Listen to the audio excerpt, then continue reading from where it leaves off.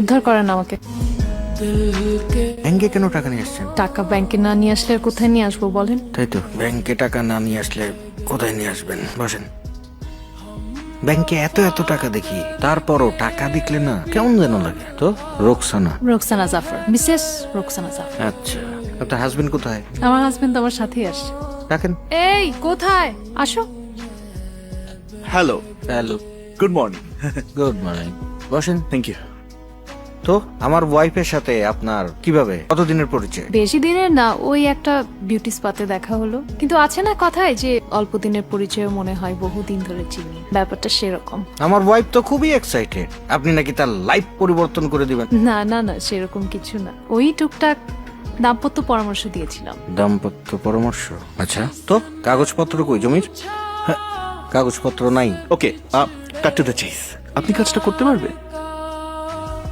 Money laundering এর কাজ আমি করি না, কিন্তু যেহেতু আপনারা আমার ওয়াইফের তদবিরে আসছেন, কত পার্সেন্ট দিবেন? 5%, কাগজপত্র কিচ্ছু নাই আপনাদের, মিনিমাম 30% লাগবে। 10%, 25, 12। Okay, 20% final, take it or leave it. Okay, done. কিন্তু কিভাবে করবেন?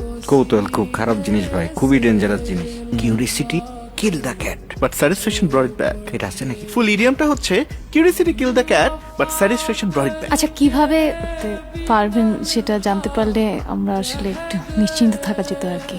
50 লাখ টাকা, এটা কোনো টাকা? এটা কোনো অ্যামাউন্ট? এটা আবার কেমনে কি? ইটস সিম্পল, ডিক্লারেশন কিনে মানি চেঞ্জার দিয়ে সেটেল করে দেবো, বাস। তো আপনি ব্যাংকে কি করবেন? ব্যাংকে কিছু হয় না, ব্যাংকে কিছু হবেও না। এই যে দেশের শত শত কোটি টাকা সাদা হয়, বিদেশে পাচার হয়, সব কি ব্যাংকের মাধ্যমে হয় নাকি? অধিকাংশ হয় ব্যাংকের বাইরে।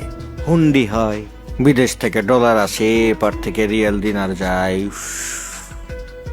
এরপর বড় বড় লেনদেন, কমিশন, সব হয় বিদেশে। দেশে কি হয়?